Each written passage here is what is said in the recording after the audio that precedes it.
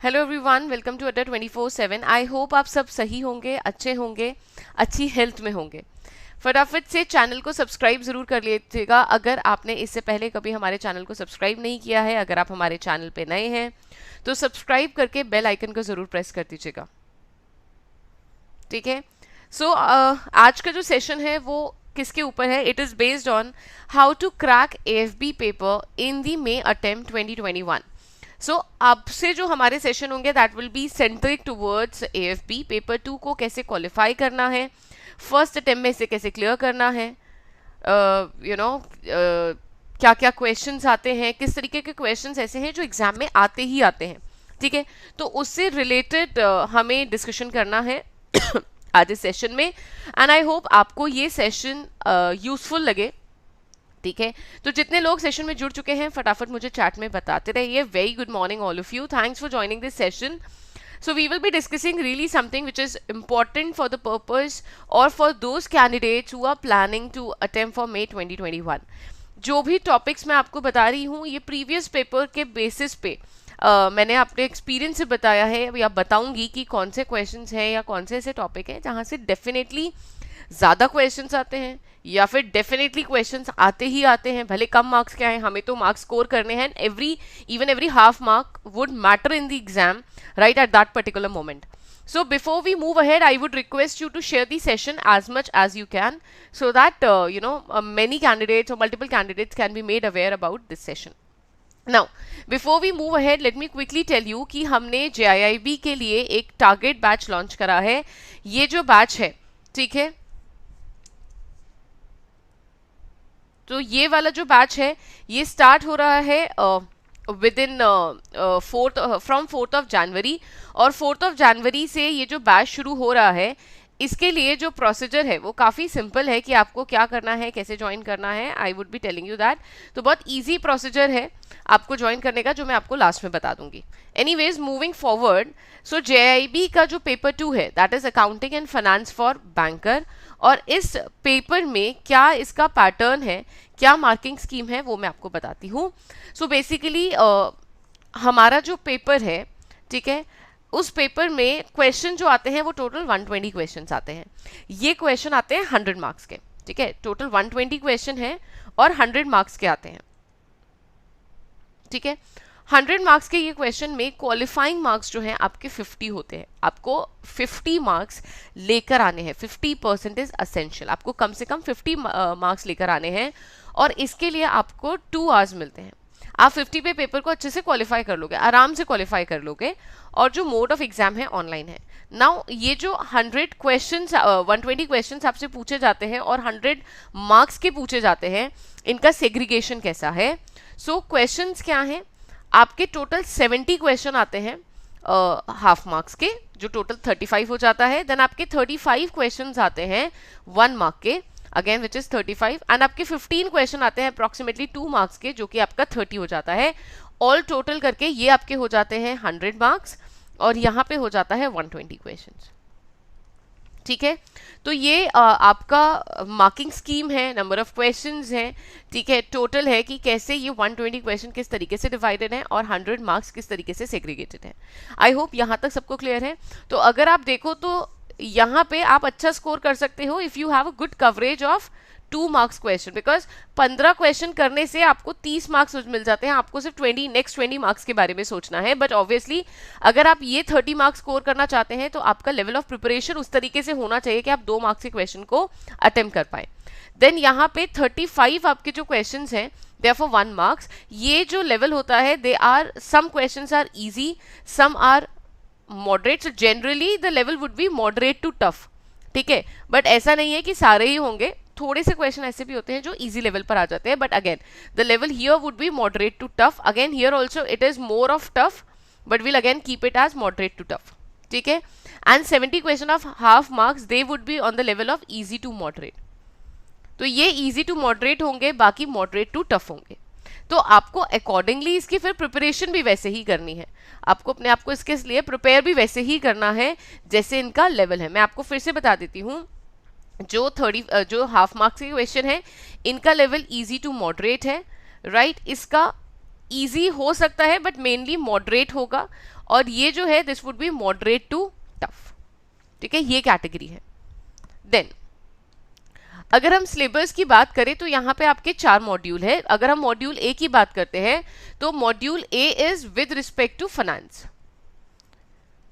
Module A जो है वो फाइनेंस से रिलेटेड है और फाइनेंस का पोर्शन काफी कवर हो जाता है। यहाँ पे कुछ ऐसे टॉपिक है जहां से डेफिनेटली क्वेश्चन आता ही आता है। हम दिसंबर 2020 का जो पेपर है उसको भी हम रेफरेंस में रख लेते हैं कि ये आता है, ये नहीं आता है, इसका भी हम रेफरेंस रखेंगे। जैसे calculation of interest and annuity में कई बार फॉर्मूला का क्वेश्चन आ जाता है, ठीक है, फॉर्मूला बेस्ड क्वेश्चन होता है, वो आ जाता है। ईएमआई का क्वेश्चन 90% केस में आ ही जाता है, ठीक है। देन प्रेजेंट वैल्यू या फिर थियोरेटिकल क्वेश्चन एन्युटी के ऊपर आता है, ठीक है। देन अगर इंटरेस्ट की बात करें तो सिंपल इंटरेस्ट या कंपाउंड इंटरेस्ट पे एक क्वेश्चन आ जाता है। रूल 72 के ऊपर क्वेश्चन आ जाता है, ठीक है। सिंकिंग फंड के ऊपर थियोरेटिकल क्वेश्चन आ जाता है, राइट।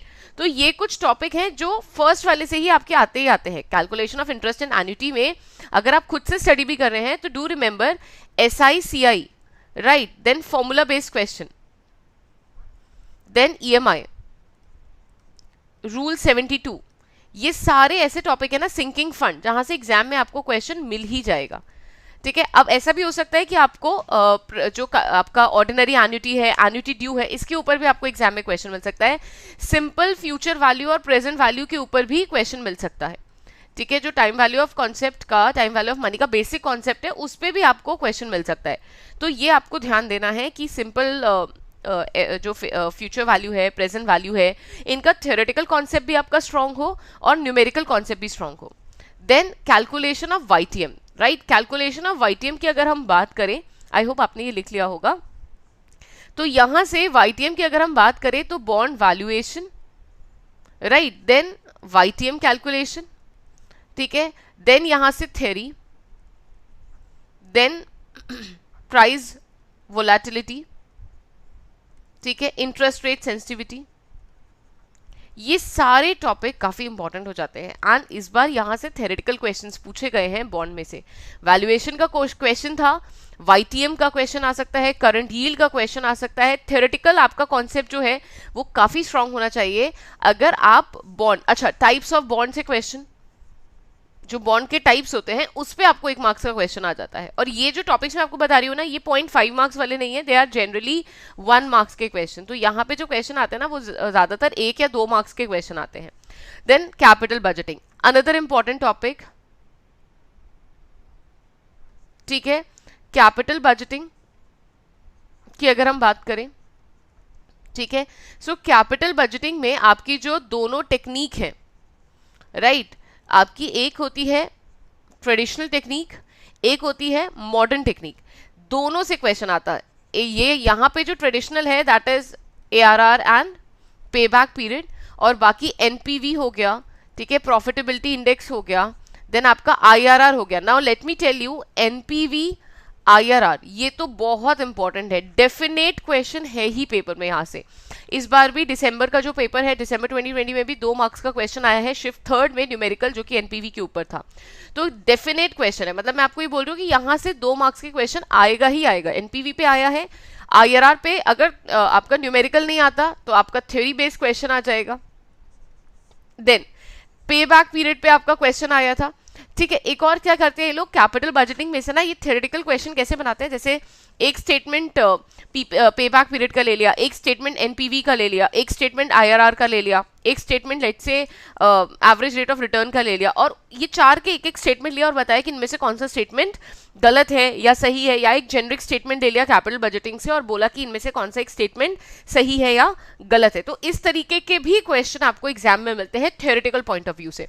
अगेन ये तीनों चैप्टर काफी इंपॉर्टेंट है और अच्छे मार्क्स की कवरेज रख रहे हैं। मॉड्यूल ए वैसे भी आपका अच्छा मार्क्स की कवरेज रखता है, so again this is really important.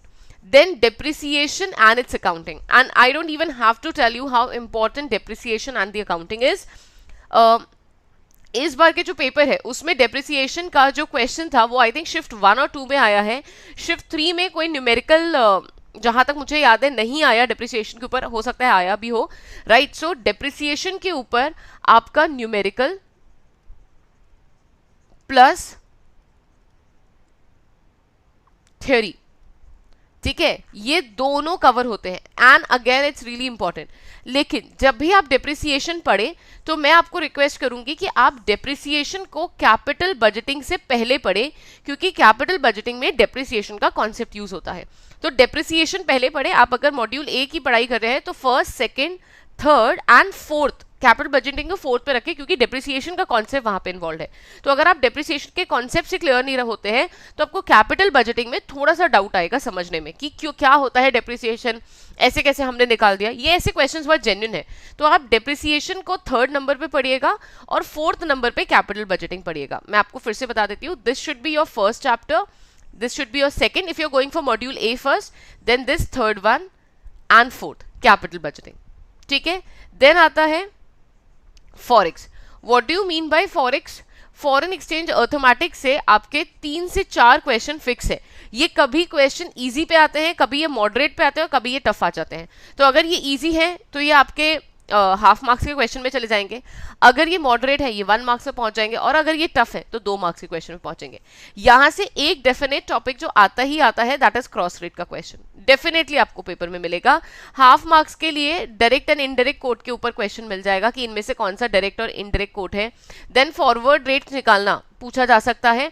एक डेफिनेट क्वेश्चन और जो मिलता है वो आता है सेटलमेंट के ऊपर, ठीक है। आपको बुक में जब भी आप पढ़ रहे होंगे आपको कुछ ऐसे वर्ड मिलेंगे, कैश या फिर रेडी, टर्म, स्पॉट, ठीक है, फॉरवर्ड। जहां पे आपको फॉरेक्स में ये वर्ड्स मिल रहे हैं ना चैप्टर में, इनको इंपॉर्टेंट मार्क कर लेना, क्योंकि यहां से डेफिनेट क्वेश्चन आएगा 1 मार्क्स का। ये ऐसा टॉपिक है, डेफिनेट क्वेश्चन है।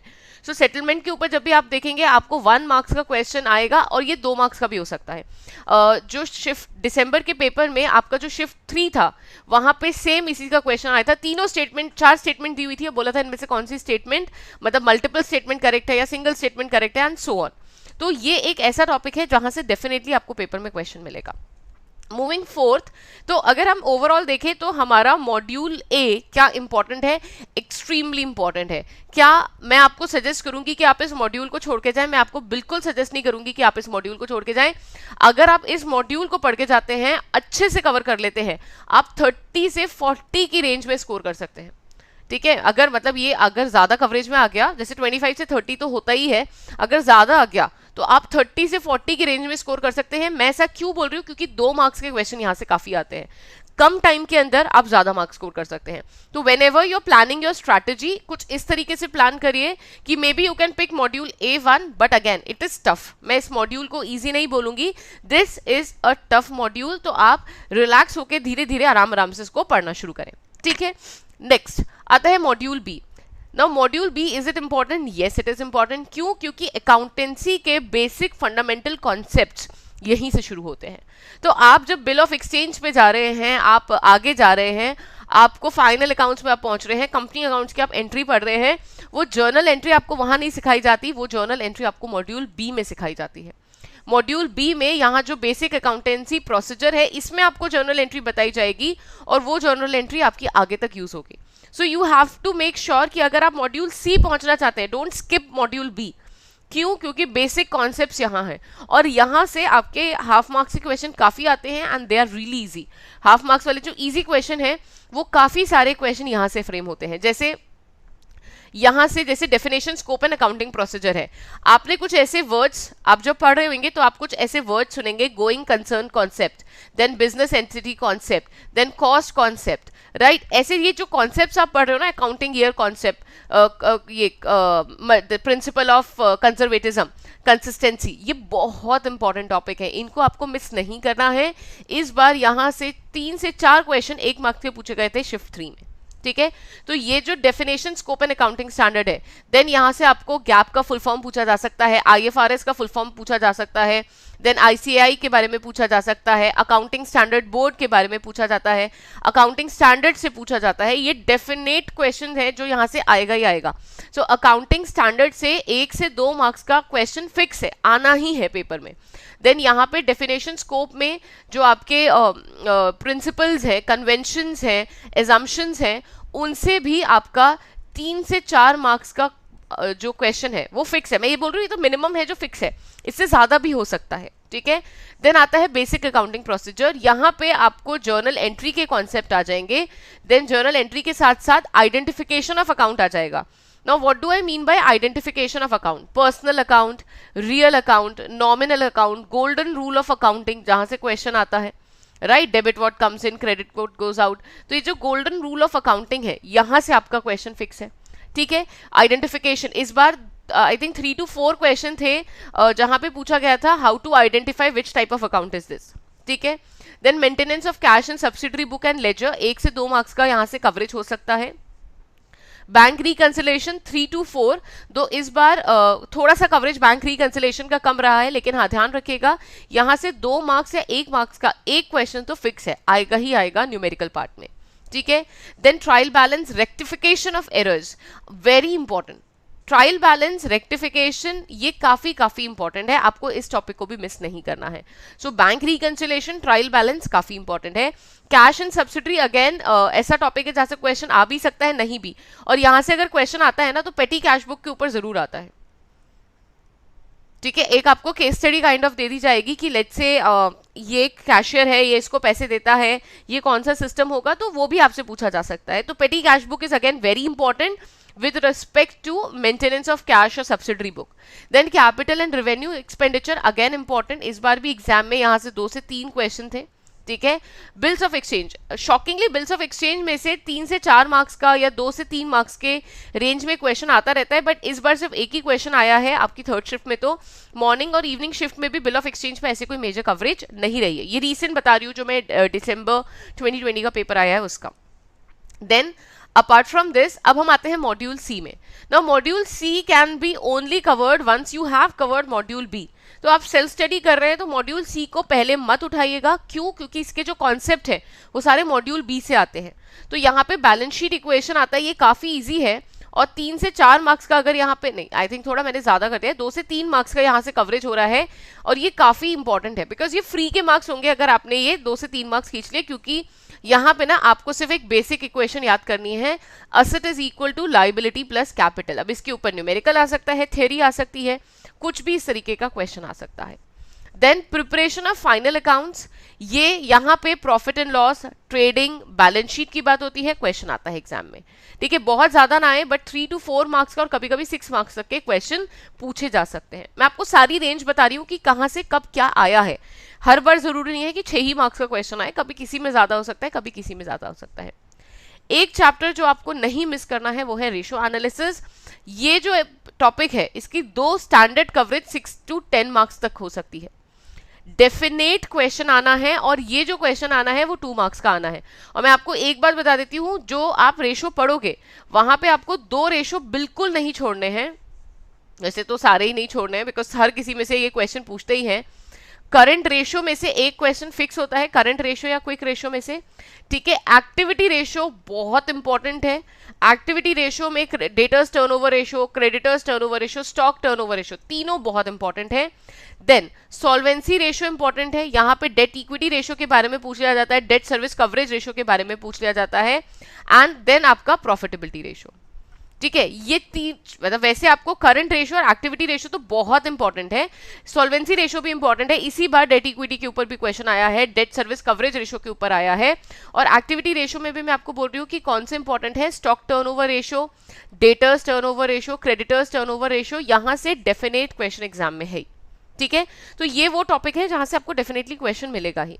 देन आता है आपका final accounts of company. So ratio analysis is one of the most important topic. Final account of banking company 2 से 3 मार्क्स का क्वेश्चन है, आपको बैंक की जो बैलेंस शीट है उसका ध्यान देना है।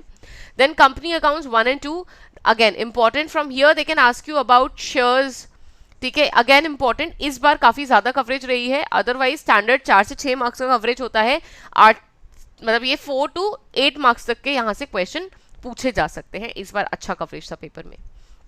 देन यहाँ से अब थोड़ा सा इजी वाला पार्ट शुरू हो जाता है, अकाउंटिंग इन कंप्यूटराइज एनवायरनमेंट, जहाँ पे आपसे अकाउंटिंग के बारे में पूछा जाता है कि कंप्यूटराइज एनवायरनमेंट में अगर हम अकाउंटिंग की बात करें तो वो कैसे रहेगा। जैसे फॉर एग्जांपल लैन वैन, देन आपका वेब ब्राउजर क्या होता है, देन हाइपरलिंक क्या होता है, ऐसे कुछ बेसिक क्वेश्चन, पेरिफेरल्स क्या होते हैं, what are software, what are hardware, what is the difference, all such thing.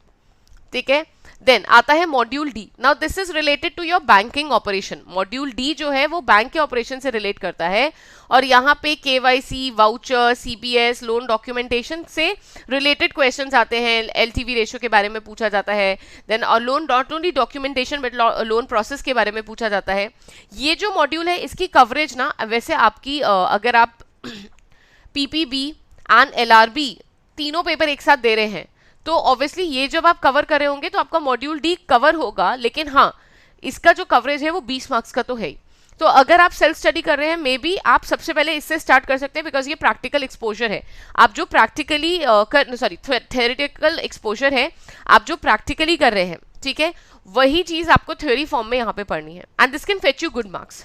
ठीक है, so this is your module D. तो ये सारे आपके इंपॉर्टेंट टॉपिक है, ये उन सभी लोगों के लिए यूज किया जा सकता है जो कि एग्जाम की प्रिपरेशन कर रहे हैं, राइट मतलब कि जो लोग सेल्फ स्टडी करना चाह रहे हैं, या फिर वो लोग जो कि या तो सेल्फ स्टडी नहीं कर रहे हैं लेकिन हाँ खुद से क्लासेस वगैरह ले रहे हैं, दोनों के लिए ये यूजफुल हो सकता है।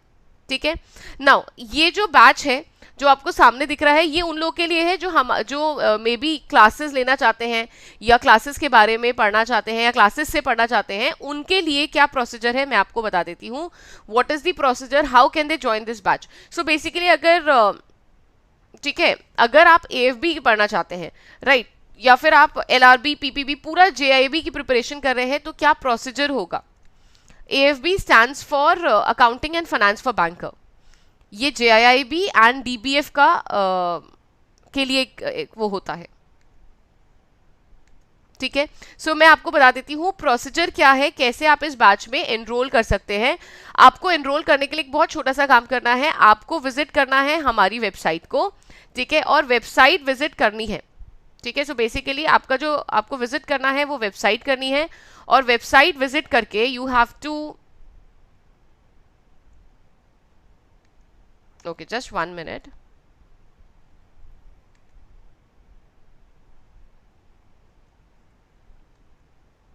तो हमारी जो वेबसाइट है दैट इज adda247.com।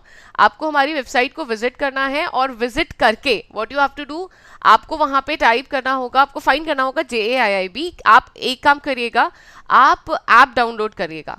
ठीक है, ऐप डाउनलोड करके अगर आप ढूंढेंगे तो आपको वो प्रोसीजर काफ़ी इजी पड़ेगा। ठीक है, काफ़ी आपके लिए प्रोसीजर भी इजी हो जाएगा और कॉस्ट भी कम हो जाएगी। जब आप ब्राउजर में है तो आपको डालना है adda247.com। करने के बाद आपको JIIB का ये पेज मिलेगा, यहाँ पे आपको जाकर सिलेक्ट करना है टारगेट बैच जो कि मई के लिए है, मई 2021 के लिए स्पेशल बैच है। यहाँ पे व्यू ऑफर्स क्लिक कर लीजिएगा। इस बैच में आपको क्लासेस मिलेंगी, कंटेंट मिलेगा, राइट, और आपको पीडीएफ्स मिलेंगे। ठीक है, and topic wise practice question मिलेंगे। यहाँ पे जाके आपको कोड यूज करना है Y183 और अप्लाई कर देना है। This would at present cost you 3513, लेकिन अगर आप ऐप से जाते हैं तो आपको ऐप में कॉइन्स मिलते हैं। अगर आप कॉइन्स को सिलेक्ट कर लेते हैं, ठीक है, तो आपके लिए ये जो प्राइस है ये और कम हो जाता है। अगर आप चाहें तो मैं आपको लिंक यहाँ पे दे रही हूँ। ये बैच हमारा जो है 4 जनवरी से शुरू हो रहा है। अगर आप सिर्फ और सिर्फ एएफबी की ही प्रिपरेशन करना चाहते हैं तो आपके लिए यहाँ पे एक इंडिविजुअल बैच भी है। यहाँ पे बैच है जो स्पेसिफिकली मई के लिए है, अपडेटेड बैच है, रिवाइज कंटेंट के साथ होगा, जहाँ पे 62 आवर्स ऑफ क्लासेस हैं। तो बेसिकली 31 लेक्चर्स हैं 2 घंटे के, ठीक है, और 15 ई बुक्स इसके अंदर आपको मिलेंगी। तो ये पूरा कंटेंट मिलेगा आपको एएफबी बैच में जो कि मई से शुरू हो रहा है। ठीक है, again procedure is very simple. जनवरी से शुरू हो रहा है, मई के लिए बना है। यहाँ पे आपको Y183 लिखना है, अप्लाई करना है, एंड देन अगेन अगर आप ऐप से लेंगे तो आपको प्राइस कम पड़ेगा।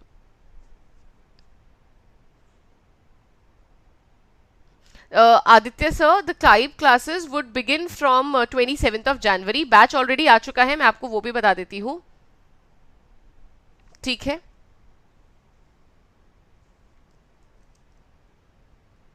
ठीक है, तो मैं आपको प्रोसीजर बता देती हूँ कैसे करना है। यहाँ पे Y183 आपको डिस्काउंट मिल जाएगा। ठीक है, तो फटाफट से आप बैच में एनरोल कर लीजिए और मैं आपके साथ ऐसे ही मिलती रहूंगी कुछ यूजफुल इन्फॉर्मेशन लाते हुए, और इस यूजफुल इन्फॉर्मेशन को मैं आपके साथ डिस्कस करती रहूंगी। आई होप आपको ये सेशन अच्छा लगा हो। Thank you for joining. Take care.